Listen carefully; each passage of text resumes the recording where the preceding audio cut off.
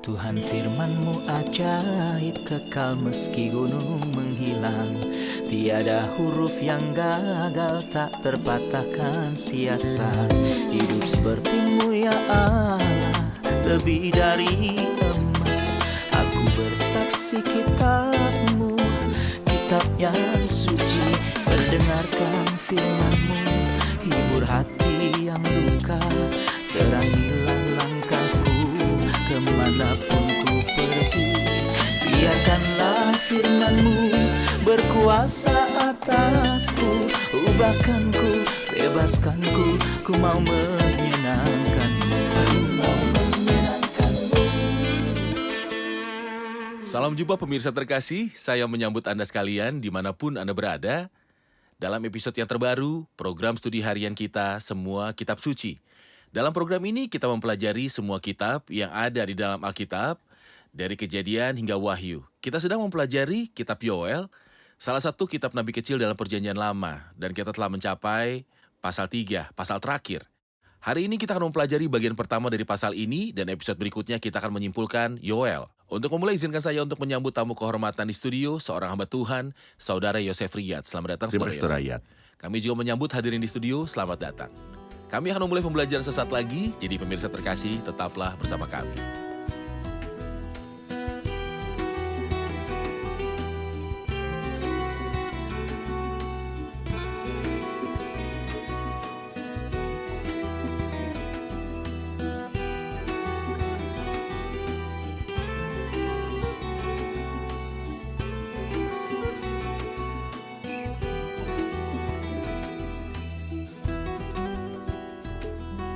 Saudara Yosef. Terima kasih, Saudara Riyad. Saudara Yosef, kita telah mencapai pasal 3 dalam kitab Yoel. Dengan rahmat Tuhan kita akan mempelajari bagiannya yang pertama. Dan kita akan melanjutkan studi kita dan menyimpulkan Yoel pada episode berikutnya. Amin. Apa topik utama dari pasal yang ketiga? Topiknya bercabang, sebenarnya ada lebih dari satu topik. Dan ada hal yang disebutkan di sini, mungkin kita tidak akan menemukan secara detail seperti di sini. Di dalam sisa kitab suci, ini adalah pasal yang sangat penting. Yang berbicara kepada kita tentang 3 hal yang sangat penting: panen, tempat pemerasan anggur, dan penghakiman orang hidup. Ini adalah peristiwa-peristiwa yang sangat penting yang akan terjadi sebagaimana terjadi pada periode antara akhir masa kesusahan besar dan awal dari pemerintahan 1000 tahun yang menyenangkan. Saya ingin mengingatkan pemirsa bahwa kesesaran besar akan terjadi setelah gereja diangkat, dan ini melambangkan minggu ke-7 dari minggu Daniel. Kesengsaraan ini akan diakhiri dengan penampakan Kristus dari surga. Pada saat itulah apa yang disebut dengan panen akan terjadi, dan dari pasal kita akan memahami arti dari panen. Setelah itu, datanglah tempat pemerasan anggur, dan dari pasal ini kita akan memahami arti dari tempat pemerasan anggur. Setelah itu, pada saat penghakiman seorang orang hidup ketika Tuhan mengumpulkan semua bangsa, dan dia akan memisahkan mereka satu sama lain seperti seorang gembala memisahkan domba dari kambing. Dan ini akan menjadi awal pemerintahan 1000 tahun. Terima kasih, saya akan membaca beberapa ayat kemudian kembali untuk bertanya. Sebab sesungguhnya pada hari-hari itu dan pada waktu itu, apabila aku memulihkan keadaan Yehuda dan Yerusalem, aku akan mengumpulkan segala bangsa dan akan membawa mereka turun ke lembah Yosafat. Aku akan berperkara dengan mereka di sana mengenai umatku dan milikku sendiri Israel, oleh karena mereka mencerai-beraikannya ke antara bangsa-bangsa dan membagi-bagi tanahku, oleh karena mereka membuang undi mengenai umatku, menyerahkan seorang anak laki-laki karena seorang sundal, dan menjual seorang anak perempuan karena anggur untuk diminum. Apa yang dimaksud dengan pada hari-hari itu? Hari apa yang dia bicarakan? Akhir zaman misalnya jika mengacu pada pasal sebelumnya ayat 28, kemudian daripada itu akan terjadi bahwa aku akan mencurahkan rohku ke atas semua manusia. Pada hari-hari itu, Tuhan akan melakukan tindakan yang sangat penting. Manusia telah dipulihkan di masa lalu, tetapi pemulihan ini tidak dilanjutkan. Mereka kembali dari pengasingan di Babel melalui Syria, tetapi setelah itu, Titus orang Romawi datang dan mencerai-beraikan mereka. Dan mereka tercerai-beraikan ke seluruh dunia. Namun di ayat 1 dia berkata, sebab sesungguhnya pada hari-hari itu dan pada waktu itu apabila aku memulihkan keadaan Yehuda dan Yerusalem, ini adalah pemulihan terakhir. Setelah itu tidak akan ada pemborosan atau perceraian sama sekali. Dan Tuhan sendirilah yang akan melakukan hal ini. Kita melihat gagasan yang sama dalam Zakaria pasal 6 ketika dia mengatakan bahwa Tuhan akan membangun bait suci karena bait suci telah dibangun sebelumnya dan dihancurkan, kemudian dibangun kembali dan kemudian dihancurkan. Namun ketika Tuhan membangun bait suci, menurut Zakaria pasal 6 tidak akan binasa lagi. Dan ketika Tuhan mengumpulkan umat menurut Yoel pasal 3, mereka tidak akan tercerai-berai lagi. Oke, ketika dia berbicara tentang umatnya, tentang Yehuda dan Yerusalem, dia berkata apabila aku memulihkan keadaan Yehuda dan Yerusalem.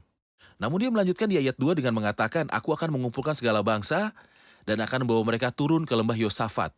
Ketika dia berbicara tentang bangsa-bangsa, dia berkata, aku akan mengumpulkan mereka. Namun jelas, pengumpulan ini bukan untuk berkat, melainkan untuk penghakiman. Mohon jelaskan hal ini khususnya ketika dia mengatakan lembah Yosafat. Di mana lembah Yosafat? Kita tidak melihatnya di bagian lain dalam Alkitab. Benar, kita tidak membaca tentang lembah Yosafat, berarti Allah yang menghakimi. Tapi kita baca di pasal ini 2 kali tentang lembah keputusan dan 2 kali tentang lembah Yosafat.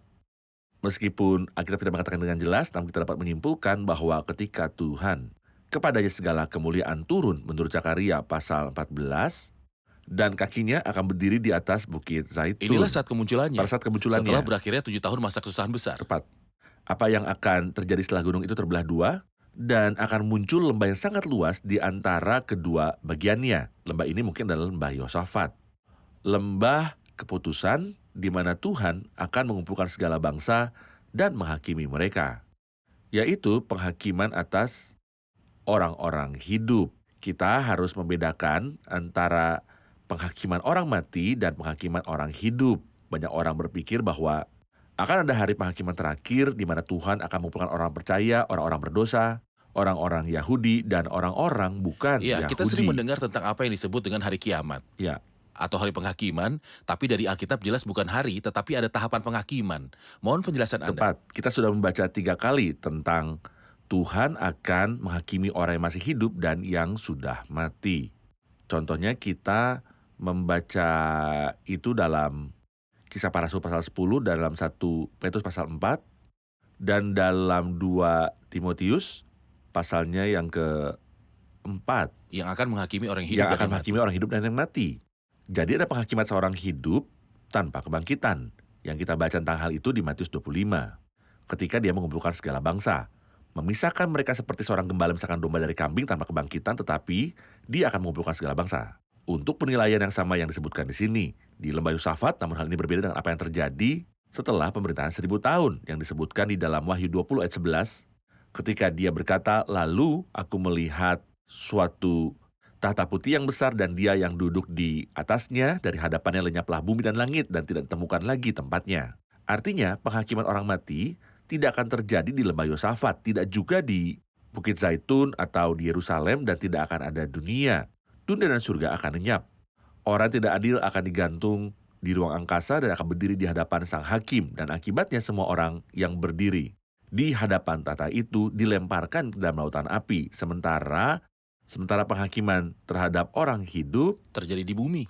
terjadi di bumi dan memiliki 2 hasil yang berbeda. Jelas ada jeda waktu, dan selain itu ada perbedaan tempat. Penghakiman orang yang hidup akan terjadi di Ya. bumi, sedangkan penghakiman untuk orang mati akan terjadi di angkasa setelah pemerintahan 1000 tahun. Jadi terdapat jeda waktu 1000 tahun antara keduanya. Dan perbedaan lainnya adalah semua orang yang berdiri di hadapan penghakiman tahta putih yang besar akan dilemparkan ke dalam lautan api. Saat berada dalam penghakiman orang hidup, seseorang akan masuk ke dalam api kekal atau ke dalam pemerintahan Kristus yang menyenangkan. Oke, baik.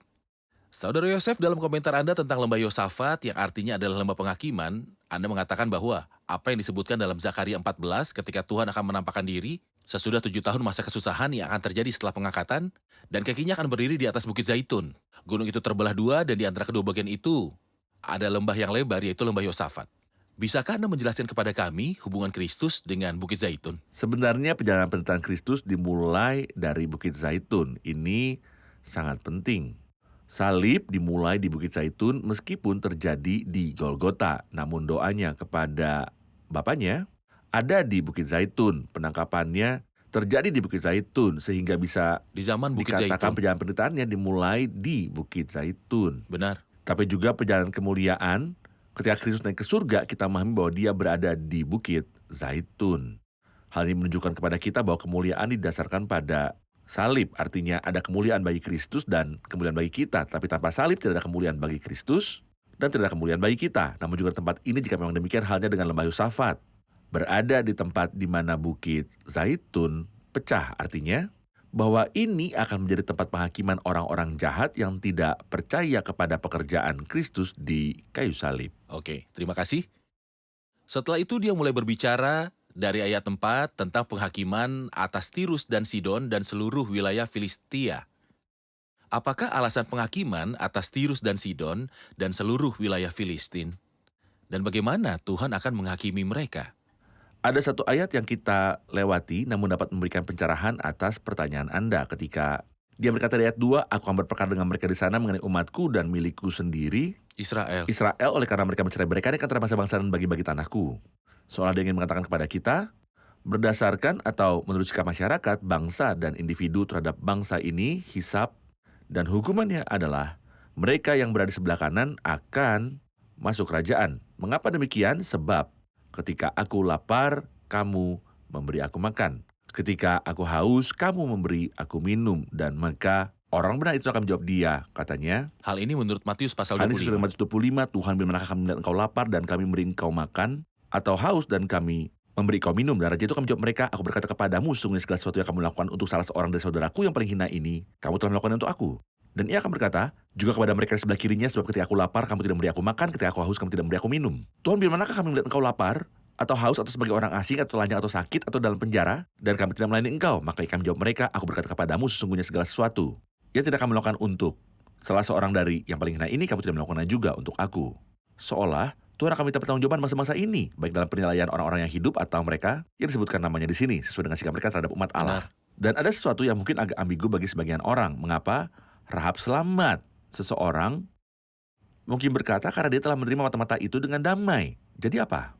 Apakah hanya menerima mata-mata dengan damai merupakan pembenaran agar dia tidak binasa? Faktanya, penerimaannya terhadap mata-mata memiliki makna saya percaya bahwa sebab Tuhan Allahmu ialah Allah di langit, di atas dan di bumi di bawah. Dan Tuhan telah memberikan negeri ini kepada kamu, katanya kepada mata-mata itu. Oleh karena itu, bukan saja dia menerimanya dengan Masalahnya damai. bukan karena dia berbuat baik Masalahnya kepada bukan melakukan mata-mata apa yang benar. tapi percaya pesan mereka. Benar sekali, dan gagasan yang sama berlaku ketika beberapa orang berpikir bahwa memberi kepada orang miskin adalah sebuah pembenaran untuk masuk surga, seolah Anda akan membeli surga dengan uang. Ini sepenuhnya salah. Namun masalahnya adalah beriman kepada para rasul itu, yang merupakan duta raja yang tersebar. Jadi jika Anda melindungi mereka, memberi mereka makan, melindungi mereka, artinya Anda telah percaya bahwa mereka diutus oleh raja. Tirus dan Sidon sama sekali tidak berbuat baik kepada umat Allah. Benar. Sama sekali. Benar. Baik, kita saksikan laporan dan kembali untuk Silakan. menjawab pertanyaan hadirin. Dalam buku ini kita melihat bagaimana Tuhan untuk menghukum umatnya, mengirimkan pasukan belalang kepada mereka, dan kemudian mengarahkan hati para musuh untuk melawan mereka. Dan tujuannya bukanlah untuk membunuh mereka, tetapi untuk mengembalikan mereka kepadanya. Saudara terkasih, saya pikir Anda tahu hikmat yang mengatakan bahwa api memakan dirinya sendiri. Tuhan yang Maha Esa menggunakan kekuatan bangsa Assyria, Babilonia, Yunani, dan Romawi untuk mendisiplinkan umatnya pada zaman dahulu karena kejahatan dan ketidaktaatan mereka. Tetapi bangsa ini bagaikan api yang saling memakan. Seperti kata pepatah, penindas akan selalu dihukum. Oleh karena itu, orang-orang zaman dahulu menyerah pada tongkat disiplin yang digunakan Tuhan dalam perang melawan belalang dan musuh. Kemudian, Allah mengampuni kesalahan manusia. Dia mengangkat beban mereka karena hatinya iba terhadap kesengsaraan rakyat. Maka, Dia mengirimkan kepada mereka kebaikan dan memuaskan jiwa mereka. Ada ungkapan aneh di ayat 9 yang mengatakan, bersiaplah untuk peperangan. Apa artinya ini? Saudara Yosef di ayat 9, bersiaplah untuk peperangan, gerakanlah para pahlawan, suruhlah semua prajurit tampil dan maju. Apa arti bersiap untuk peperangan? Kita dengar Oke. sebelumnya adakanlah puasa yang kudus. Yang Sekarang bersiaplah untuk perang. Mengapa? disucikan biasanya adalah pengorbanan. Dan pertempuran ini tampak seperti pembantaian. pembantaian dan pertempuran pada saat yang sama. Hal ini mengingatkan kita pada Armageddon yang disebutkan dalam kitab Wahyu pasal 16. Apa yang dimaksud dengan Armageddon? Lembah pembantaian. Gunung pembantaian. Maka kumpulkanlah orang-orang ke gunung pembantaian. Karena sebenarnya pertempuran ini sangatlah buruk. Mengapa ini mengerikan? Karena ini mencakup semua negara di dunia. Suruhlah semua prajurit tampil dan maju. Akan terjadi bisa secara umum bukan pada tingkat nasional suatu negara, tetapi tingkat global pada seluruh bangsa di dunia. Siapa yang akan menang dan berapa angka kematiannya? Tak seorang pun dari mereka yang pergi berperang akan kembali ke rumah. Tidak seorang pun. Ini berarti jutaan dan mungkin miliaran orang akan mati dan Tentu, ini akan terjadi. benar. Bersiaplah untuk peperangan. Ini adalah perang terakhir, Perang akhir. perang akhir. Kemudian dia berkata, tempalah mata bajakmu menjadi pedang dan pisau-pisau pemangkasmu menjadi tombak. Sebelum kita melangkah lebih jauh, menurut saya lawan dari frasa ini disebutkan di suatu tempat di dalam Alkitab. Bahwa suatu saat pedang akan berubah menjadi mata bajak. Tapi di sini, dia berkata tempalah mata bajakmu menjadi pedang. Semua alat perdamaian berubah menjadi alat perang. Mohon jelaskan tentang perubahan arah menuju perang dan perubahan arah menuju perdamaian. Kapan masing-masing itu akan terjadi? Mengenai hal sebaliknya yang Anda bicarakan disebutkan 2 kali dalam Yesaya 2 dan Mika 4.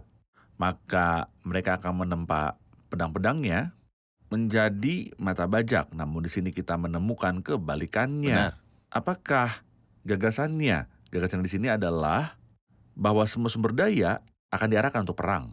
Saya ingat bahwa setelah kemunduran perang di Mesir, sang presiden mengumumkan bahwa tidak ada suara yang lebih keras daripada suara pertempuran dan tidak seorang pun boleh meminta layanan sipil apapun karena prioritasnya adalah membebaskan negara kita. Menyatukan upaya untuk perang. Itu kan upaya untuk perang. Hal ini tidak akan terjadi pada tingkat nasional suatu negara, namun secara global pada tingkat seluruh dunia. Tempalah mata bajakmu yang digunakan untuk membawa kebaikan menjadi pedang, dan pisau-pisau pemangkasmu menjadi tombak. Demikianlah segala sesuatunya digunakan untuk perang. Tentu saja ini terjadi pada malam dari hari Tuhan. Namun seperti yang telah kita katakan, bahwa hari Tuhan memiliki bagian sore dan pagi hari. Di pagi hari, hal sebaliknya akan terjadi. Maka mereka akan menempa pedang-pedangnya menjadi mata bajak dan tombak-tombaknya menjadi pisau pemangkas. Bangsa tidak akan lagi mengangkat pedang terhadap bangsa dan mereka tidak akan lagi belajar perang. Segalanya demi kemaslahatan dan kebaikan umat manusia, hewan pun akan berbahagia. Anggaplah kita mendengar seseorang menyanyikan sebuah himne yang mengutip kata-kata ini. Baiklah orang yang tidak berdaya berkata, aku ini pahlawan. Apa arti kata-kata ini dalam konteks ayat ini? Jika seorang melantunkan himne seperti itu, berarti dia tidak mengerti nubuatan itu. Dan pada kenyataannya, memahami nubuatan itu memerlukan pembelajaran yang serius. Kita bersyukur kepada Tuhan karena Dia membantu kita untuk mempublikasikan studi-studi ini dan ada baiknya jika seseorang tidak mengabstraksikan satu ayat pun dari konteksnya. Di sini dia mengatakan bahwa semua bangsa akan berperang. Siapakah semua bangsa? Para pejuang. Baiklah orang tidak berdaya berkata, Aku ini pahlawan. aku ini pahlawan. Artinya semua pahlawan di dunia yang lemah di mata Tuhan.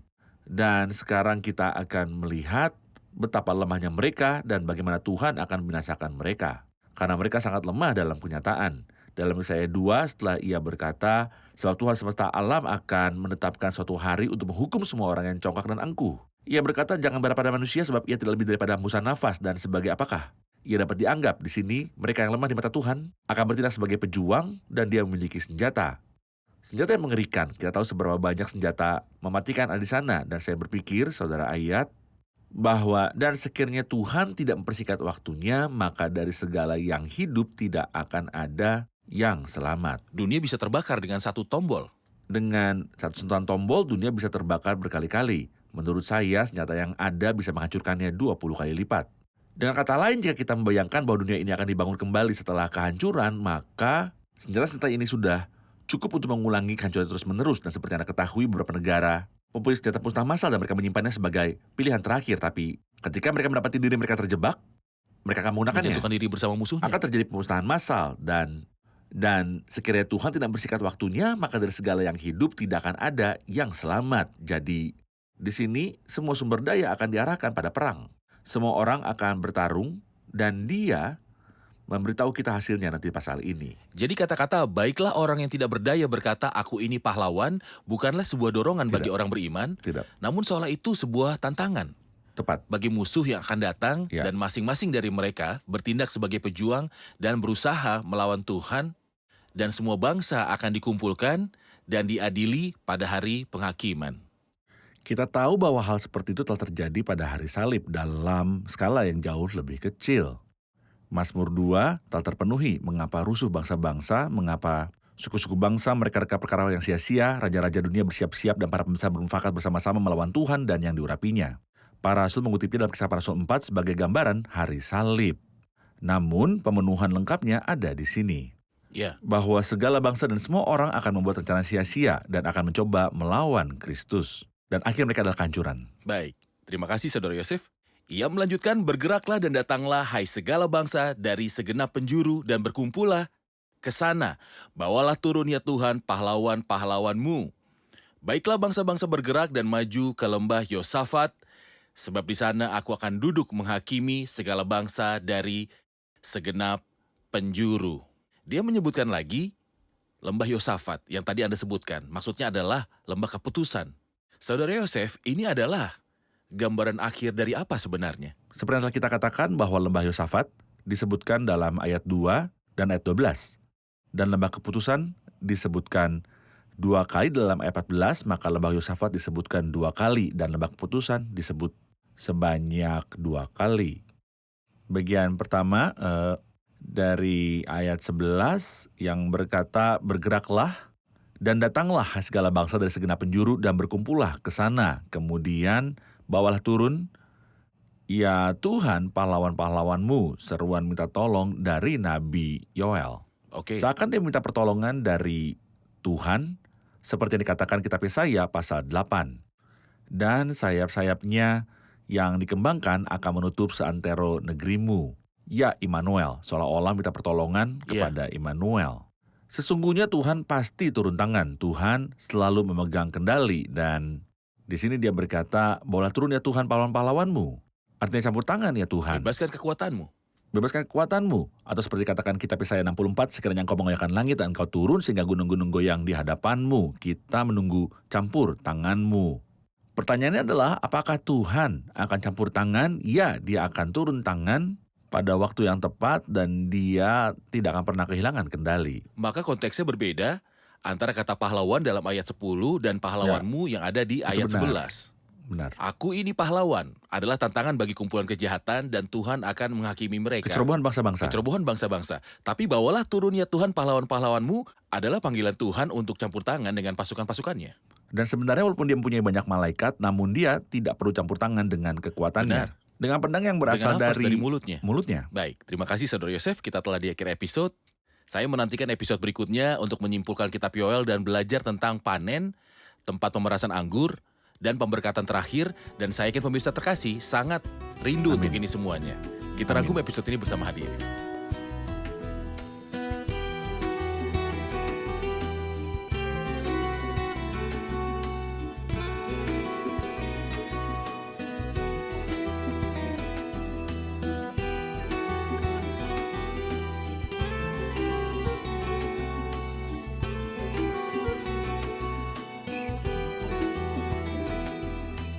Halo semua. Nama lembah Yosafat disebutkan di awal pasal. Apa arti nama ini? Dan peristiwa apakah yang akan terjadi di dalamnya? Lembah Yosafat berarti Tuhan menghakimi. Dan ketika Tuhan turun ke Bukit Zaitun, gunung itu akan terbelah, membentuk lembah di tengah di mana penghakiman orang-orang hidup akan berlangsung. Silakan mengomentari kata-kata di ayat 10, baiklah orang yang tidak berdaya berkata, aku ini pahlawan. Apakah itu sebagai penyemangat untuk menguatkan orang-orang percaya atau ada maksud lainnya? Kita paham bahwa baiklah orang yang tidak berdaya berkata aku ini pahlawan ditunjukkan pada orang yang percaya itu adalah tantangan bagi orang yang jahat dan bertindak sebagai pejuang. Padahal kenyataannya mereka lemah dan Tuhan akan membinasakan mereka semua. Baik, Saudara Yosef. Itu benar. Baik, terima kasih Benar. semua. Terima kasih Saudara Yosef. Tuhan Tuhan berkatnya berkati. juga.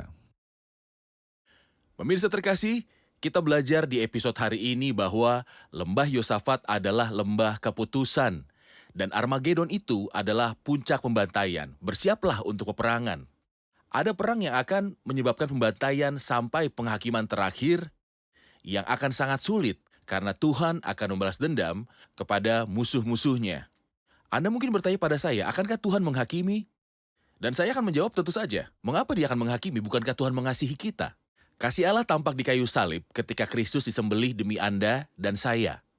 Dan barang siapa berlindung pada pengorbanan Kristus yang mati di kayu salib, akan dibebaskan dari penghakiman terakhir ini. Namun pemirsa terkasih, siapapun yang mengeraskan hatinya dan meremehkan Kristus dan pengorbanannya di atas kayu salib, tidak akan mendapatkan apa-apa selain penghakiman dan pembantaian. Kristus disalib membawa penghakiman bagi Anda dan bagi saya. Jadi jika Anda menolak orang yang menanggung penghakiman dan hukuman selain Anda tidak punya apa-apa lagi, kecuali dihakimi di hari penghakiman dan hari penghukuman, sebuah hari yang sangat berat yang tidak dapat Anda tanggung. Pada saat itu tidak ada manfaat apapun bagi Anda, tidak ada perbuatan Anda yang bermanfaat bagi Anda. Tidak ada uang yang akan menguntungkan Anda, bahkan kedekatan dengan pemimpin agama tidak bermanfaat apa-apa. Pada saat itu tidak ada manfaat apapun bagi Anda. Berlindunglah pada pengorbanan Kristus sekarang dan Anda akan diselamatkan dari pembantaian selamanya. Sampai jumpa di episode selanjutnya, kiranya Tuhan besertamu.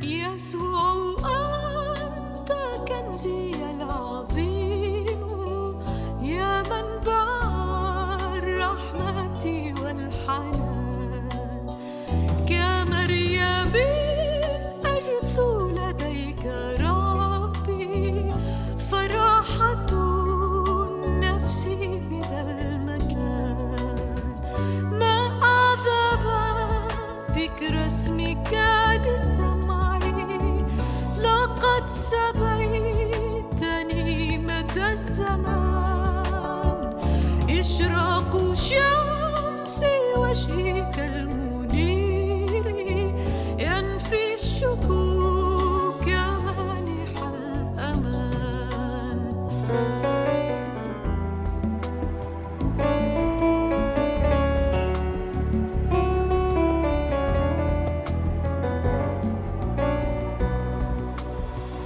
جراحك يا سيدي حماية كلامك ينير لي الطريق وروحك يا سيدي نصيري يعينني في وجه كل ضيق ألهب بنار روحك حياتي وليحصر عني حبك الرقيق حتى أقود الآخرين نحو سلامك العجيب والعميق